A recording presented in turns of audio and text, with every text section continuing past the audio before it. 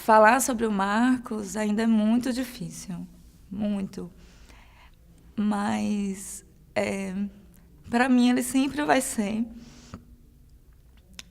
uma voz, assim, né? Uma voz que me diz por onde ir, o que eu não devo fazer. Eu fui muitas coisas perto do Marcos, né?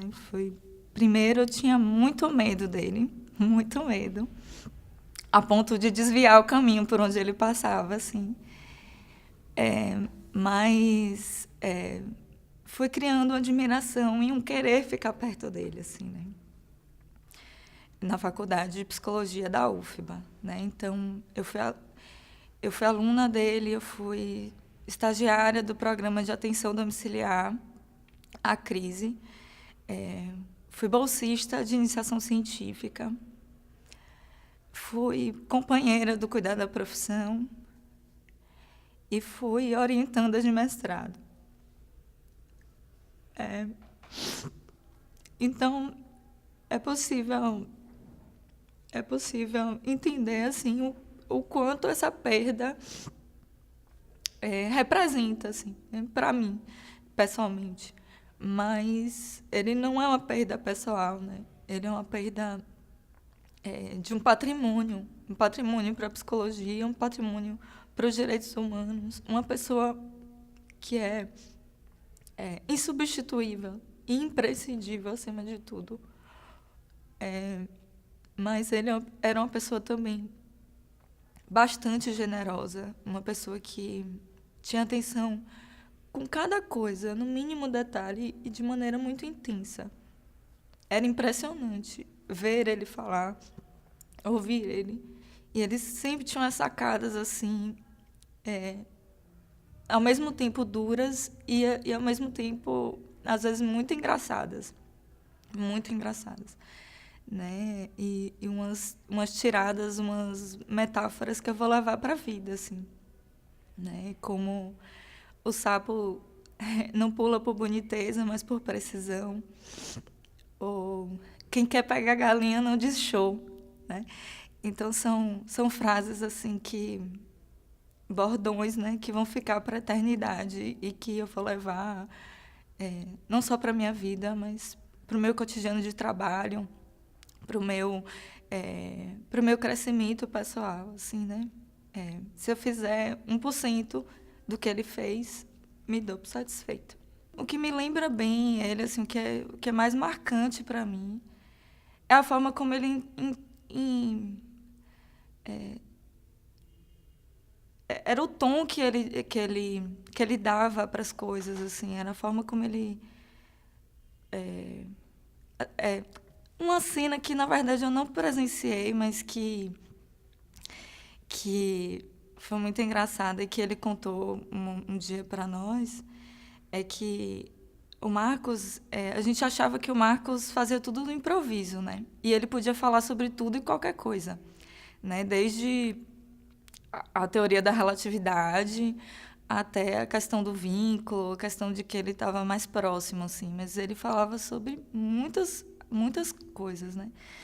E aí eu lembro que ele a gente achava, mas depois a gente descobriu que ele treinava as falas dele, que ele falava sozinho, né, para poder. E aí um dia e ele nunca fazia apresentação em slide, né?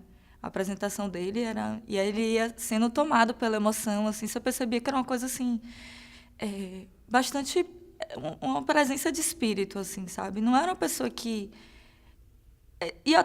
você ia ser tocado positivamente ou negativamente pelo que ele dizia. Assim, não tinha uma coisa de não se afetar pelo que ele falava, porque era uma presença assim, muito grande. Então, ele não fazia apresentação em slide, assim, né? Ele ia sendo tomado pela emoção. Em todas as falas que eu já vi, inclusive em sala de aula, em supervisão, em palestras, eu nunca vi o Marcos ser morno. Nunca vi o Marcos ser morno. E aí ele disse que ele preparou uma apresentação slide, né, para falar e tal. Não sei por que cargas d'água ele resolveu fazer isso naquele dia. E aí quando ele foi falar, né, quando ele foi apresentar e tal, e aí a pessoa da organização do evento disse que ele não ia falar Ele não ia precisar apresentar o slide porque ele ia falar abertamente, ia ser uma roda de conversa, cada um que quisesse participava, ele... De jeito nenhum. De jeito nenhum. Eu trouxe minha apresentação slide, você vai apresentar aqui e a gente vai, e eu vim para falar, eu vou falar. E era um pouco isso, assim, né? Ele tinha um pouco de bruxaria também, né? Ele até levou um nome, assim, de bruxo, né? Então, tinha um pouco, assim, de dizer umas certas coisas que você não tinha contado para ele, você não tinha falado nada para ele a respeito da sua vida pessoal, da sua vida, enfim, da sua vida profissional. E aí ele tinha umas tiradas assim que você não sabe por onde. Só bruxaria explica mesmo, né? Porque ele falava assim: olha, você é uma pessoa que precisa se autorizar, você precisa ser mais autoral. E era uma questão pessoal sua, fundante, assim, estruturante de você, sua, assim, né? E ele fazia isso com todo mundo, assim, né? Era uma pessoa muito generosa mesmo, uma pessoa que tinha essa coisa, assim, de parecer impessoal, de parecer duro, de parecer uma pessoa que não estava ligando para ninguém, né?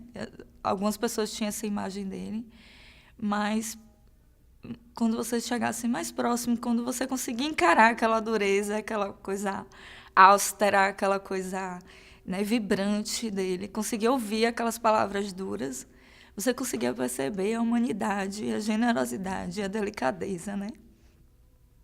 Ele me chamava de BC, né, que era... Chamava algumas pessoas de BC, que era uma característica, uma sigla, né, para bom coração. Que ele disse que a gente não pode ser tão bom coração assim, né? E ele disse: Dani, não seja tão bom coração assim.